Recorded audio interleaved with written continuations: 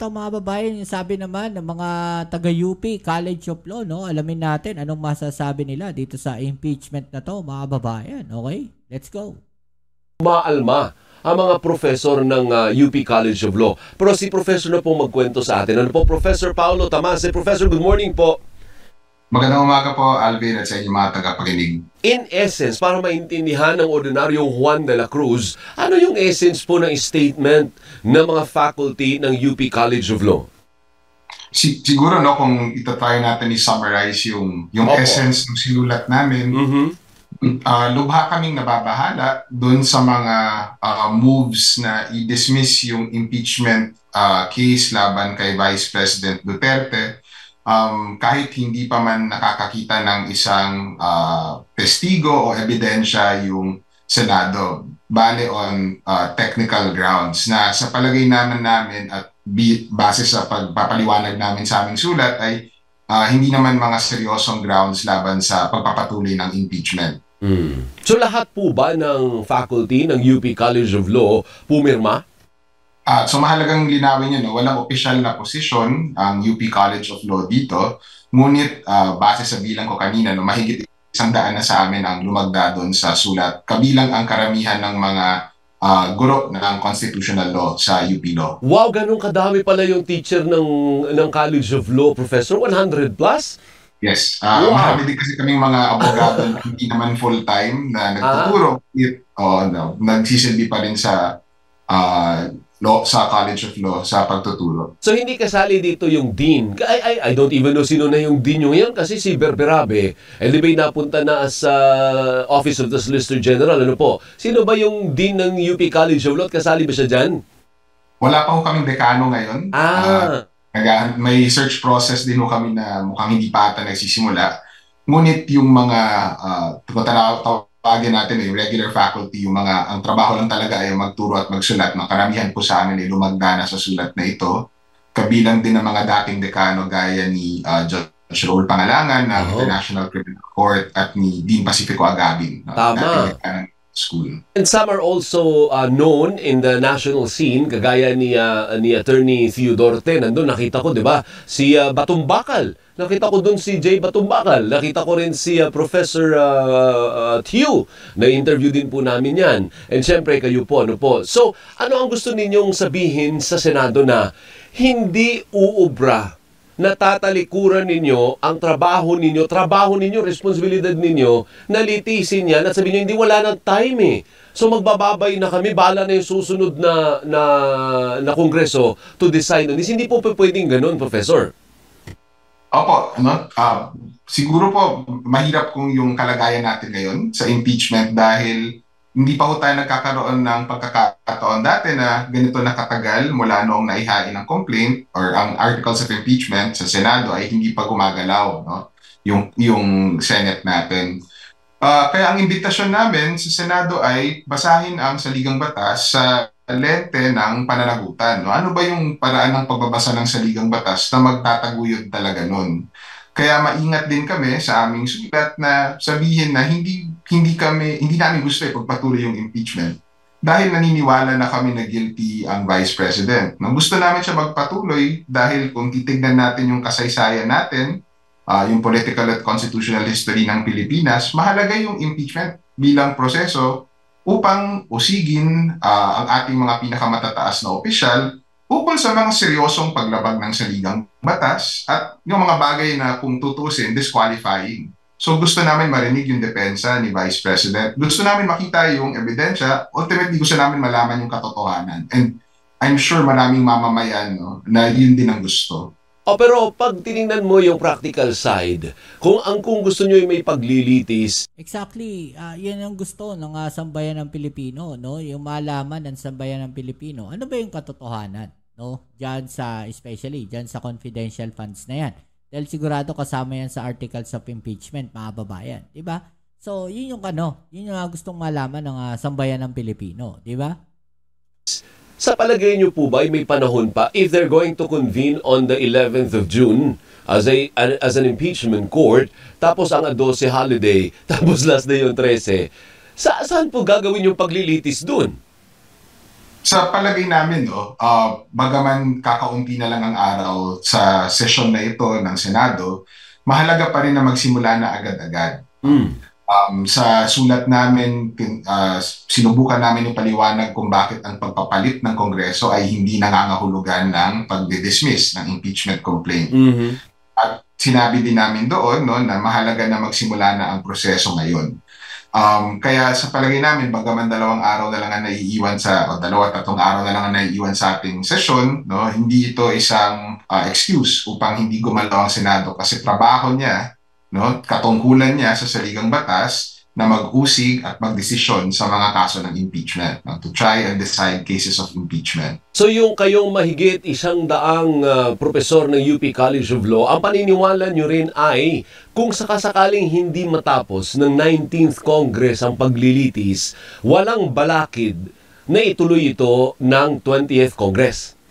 Yes, hindi kami naniniwala batay sa aming pag-aaral ng saligang batas at matagal na pagtuturo nito sa aming kolehiyo na nangangahulugan ng pagpapalit ng Kongreso ay pag-dismiss din ng complaint. So palagi namin pwede siyang tumawid hanggang 20th Congress at ultimately desisyon ng 20th na Senado. At ilang isa namin gusto i-emphasize na hindi ito para sa 19th Congress, ng Senado ng 19th Congress na desisyonan. So huwag nila sana pangunahan yung proseso. Yun, no, malinaw, mga kababayan, ha, sinabi dito na pwede siyang tumawid, no, at ituloy sa 20th Congress. No, so tuloy-tuloy yung impeachment, hindi pwedeng maputol o hindi pwedeng ma-dismiss ngayon. No, so yun yung sinasabi dito neto ni attorney, di ba? Ni Professor Paulo Tamase, mga kababayan, ng UP College of Law. Senator Tolentino left the group, attorney. Kasi ang posisyon ni Tolentino pagdating ng June 30, tapos na yan. Wala na tayong pinag-uusapan kasi yan ay business pa ng 19th Congress. So with all due respect kay Senator Tolentino, mali ang kanyang interpretation in as far as you are concerned. Sa paniniwala namin, no, bagaman may mga dahilan si Senator Tolentino para sa kanyang posisyon, batay sa pag-aaral namin ng saligang batas at sa kasaysayan ng konstitusyon natin sa Pilipinas, maging sa mga past experience natin sa impeachment, malinaw naman sa amin na pwede siya tumawid. No? Pwede siya tumawid sa Estados Unidos kung saan natin kinuha itong proseso na ito. Pwede din siya tumawid batay sa independent na pagtingin lang natin sa ating saligang batas. Hindi gaya ng normal na daan-daan na bills, daan-daan na resolution, daan-daan na investigation ng Senado ang impeachment. Katangi-tangi talaga siya sa saligang batas natin at Senado lang ang pwede mag-usig niyan. Kaya dahil dun sa special place niya sa ating constitutional system, no, at bilang isa talaga siyang mechanism ng accountability, no, isa siyang paraan ng pananagutan sa ating saligang batas, dapat ituring ang impeachment na natatangi at handaan siya na tumawid sa susunod na Kongreso. In a sense, Attorney Paulo, para yan na yung hirap sa mga abogado, no? Kung gaano karami abogado, ganoon din daw karami yung interpretasyon. Pareho kayong abogado ni Tolentino. At hindi mo rin matatawaran si Senator Tolentino, nag-aral din sa kung saan sa, professor din siya. O pareho niyo, professor din, pero iba ang pananaw. Ang hindi ko rin maintindihan si Senate President Chis Escudero. UP ba si Escudero, professor? Isa siyang alumnus namin. O, kita mo? Alumnus din ng UP, pero iba naman yung pananaw. Yung posisyon naman ni Senate President Chis Escudero, ang dating ng madlang people sa kanya, parang ano ba, gumalaw-galaw ka naman, kilos ka naman, parang ang issue naman kay Chis, inaction or parang delayed action hanggang sa maubusan na ng oras. Delaying tactics, sabi nga ng mga kababayan natin, para maubos na yung oras dyan, para ma-dismiss na yan, dinidelay nila, no, ni Senator Chis Escudero, mga kababayan. Parang ganun yung sinasabi dito, no? Parang ganun ang impression sa kanya ng taong bayan, Professor. Actually, maganda yung punto mo, no? Kung titignan mo nga yung mga pwede nating pagbatayan, no, ng desisyon kung itutuloy ba yung trial, pwede talaga mag-away yung mga abogado, no? Kahit yung mga salita sa saligang batas na baka malinaw para sa amin, baka hindi siya malinaw para sa ibang abogado. Kaya ang paanyaya namin, no, sa sulat namin ay basahin ang saligang batas nang naaayon sa principles of accountability, no, naaayon sa pananagutan sa saligang batas. ano ba yung pagbabasa ng saligang batas natin na magtutulak talaga ng truth-telling sa impeachment, na mag-a-allow na makita ng taong bayan mismo yung ebidensya, at kung ano yung papayag sa taong bayan na magdesisyon para sa kanilang sarili kung guilty ba talaga or not guilty si Vice President Duterte. Kaya sa pananaw namin, yung pagpapatuloy at pagsisimula at pagtutuloy ng impeachment ay yung tanging paraan na basahin ng saligang batas na magtataguyod ng pananagutan. Okay. So hindi pa po natin pinag-uusapan, maganda yung clarification ni Attorney, hindi pa natin pinag-uusapan kung guilty or not guilty, wala pa tayo dun. Ang punto lang nila ay ilitis. Hindi natin malalaman kung guilty or not guilty kung wala namang paglilitis. Hindi ho ba? Tama. Malaki ang pagkakataon doon. Pag titignan mo yung article. Dapat talaga ituloy yung impeachment para malaman kung guilty si BP Sara o hindi. Di ba? Sa palagay ninyo, guilty ba o hindi? Dapat ituloy. Of impeachment laban kay Vice President Duterte. Matindi yung mga akusasyon sa kanya. No? Kung totoo yun o hindi, mayroon siyang pagkakataon na depensahan ng sarili niya. Correct. So para sa kanya rin yung proseso na to. Yun nga yung sinasabi niya, no, ni BP Sara, para malinis din niya. Diba? Nagtataka lang tayo doon sa mga kaalyado niya. Bakit dinidismiss nila? Bakit? Natatakot pa sila. Ano kinakatakot nila? Bakit ayaw nilang malitis? Diba? Dapat maituloy yan, mga babayan, yung impeachment na yan, para madepensahan din ni BP Sara yung pangalan niya. Diba? Kaya yung mga kaalyado niyan, ewan natin bakit gano'n ginagawa. Si BP Sara na nagsabi, gusto niya matuloy yung impeachment. Di ba? Para malinis niya yung pangalan niya. Di ba? Siya na nagsabi. Tapos pipigilan ng mga kaalyado. Kasi kung hindi mareresolba ng impeachment court, ng Senado bilang impeachment court, itong mga paratang sa kanya, parang nakalutang lang sa ibabaw niya yun. Baka bumagsak na lang bigla na nagkaroon ba talaga ng pagwawaldas ng confidential funds, yung mga pondo ng DepEd. So ang imbitasyon namin, bilang mga nag-aaral, nagtuturo, nagsasaliksik sa batas, ay gamitin natin yung impeachment para kung para saan siya ginawa, bilang isang accountability mechanism at bilang isang mekanismo na magtataguyod talaga ng pananagutan. Okay, sige. One last. Katotohanan, Alvin. Attorney Paulo, ano ang suggestion ninyo? Kasi parang maiksi naman masyado yung naiiwang araw. Ano po? Pwede kaya na imbis na mag-adjourn sila DA on the 13th, hindi pwede ba silang mag-overtime? Hanggang June 30 sila mag-hearing. Total, hanggang June 30 pa rin naman yung dosis sa kanila.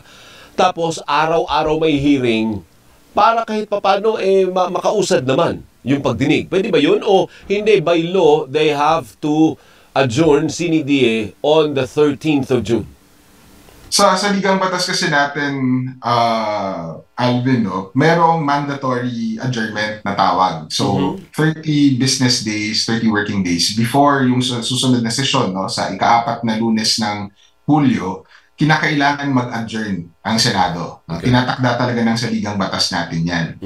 Ngunit, pwede magpatawag ang Pangulo ng special session. Matapos na yung adjournment na sinidye. Hindi ako naniniwala, however, kahit hindi pa magdeklara ng special session at kahit matapos yung session natin next week, hindi ibig sabihin nun na dapat ipagpaliban pa yung impeachment. Mayroong mga bagay na gagalaw lamang kapag nag-convene na ang Senado as an impeachment court. Isa sa mahahalagang bagay ay ang pagre-require sa Vice Presidente na maghain na ng kanyang written answer, yung pasulat niya na sagot doon sa mga paratang ng Kongreso. At pagkakaon na siya ng parehong partido na maghanda ng maayos para sa kaso. Ayaw natin ng impeachment na matagal dahil hindi maayos ang pagpresenta ng ebidensya. Na makabubuti para sa mamamayan na maayos talaga yung kaso na may presenta ng parehong panig, ng parehong partido na sa kasong ito. Now you're saying na mukhang posibleng magkaroon ng papel si Pangulong Marcos. Dapat ba siyang magpatawag ng special session nang sa ganun ay magtuloy-tuloy yung impeachment trial until the last day of June? Sa totoo lang, hindi ko pa siya napag-isipan, Alvin, kasi ikaw ang una, sa dami ng interviews up to today, ikaw ang una nag-raise niyan kung pwede ba siya magtawag ng special session. Oh. I think pananaw ni Senate President Drilon noong February, dapat siya magpatawag ng special session noon.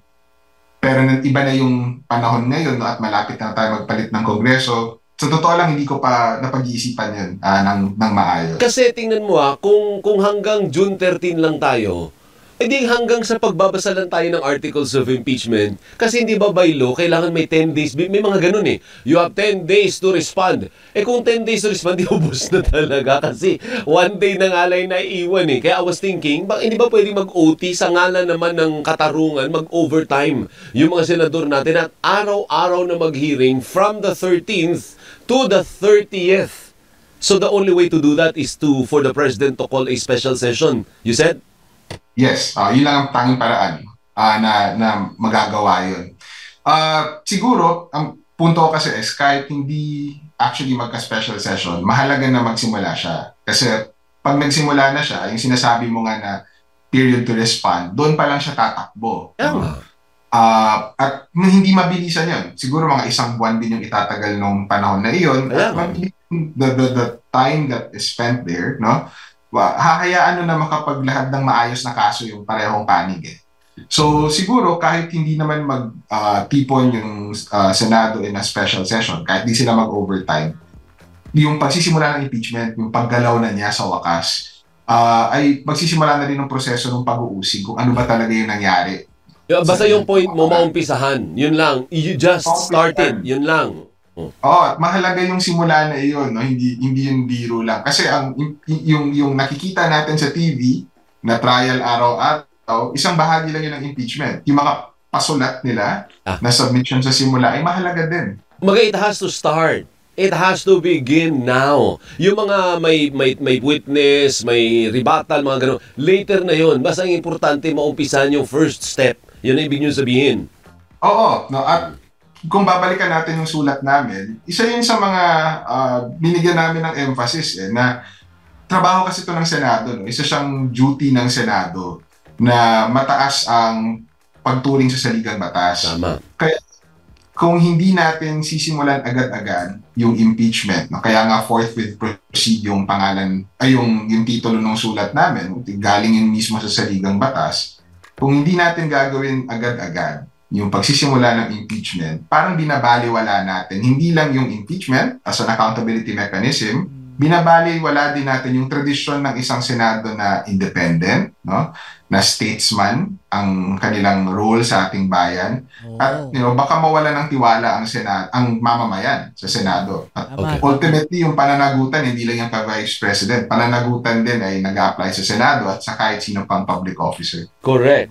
Minsan makasit-in nga tayo sa klase ni Anong tinutukoy? Ayan, malaking gulo yan, mga babayan, no? Pagka hindi natuloy yung impeachment na yan, maraming magagalit ng mga Pilipino, mga babayan natin, no? Dito sa Pilipinas at sa ibang bansa. Diba? Kaya dapat talaga matuloy yan, no? Yung impeachment na yan. Para malaman natin, guilty or not guilty ba, no? Si BP Sara. Okay? So, kita-its ulit tayo sa ating next video upload. Maraming salamat sa mga patuloy na kasuporta dito sa ating channel. Shoutouts tayo sa mga bago natin subscribers dyan, sa mga followers natin. Maraming salamat sa inyo. Kita-its tayo sa ating next video. Ito muli ang inyong Kuya Mobs sa Mobs TV. Peace. Amen.